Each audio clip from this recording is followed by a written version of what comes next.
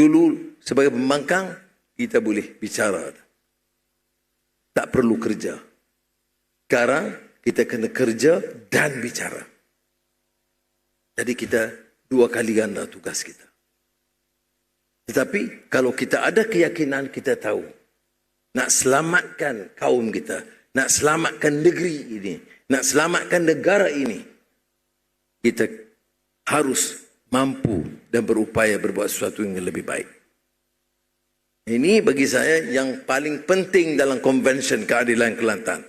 Mesej bawa balik, kerja. Siapa yang rasa letih, bagi tahu, kita bagi cuti. Bukan musuh kita, kawan kita. Tapi kawan kita yang masuk kategori letih. Bukan semestinya bersara atau tua, dia beri cuti.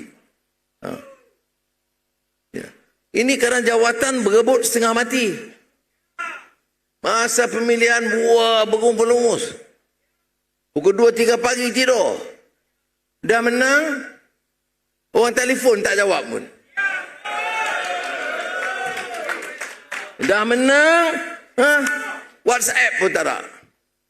Masa kempen berempas, ulas bekerja.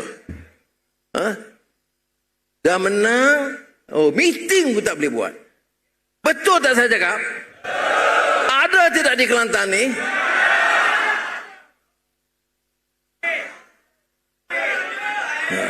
Jadi peringatannya kepada semua. Tentu kepada saya, kepada pimpinan pusat yang ada, kepada Supardi dan barisan ketua-ketua cabang, peringatan. Calon semua berebut. Siapa nak bagi jadi calon?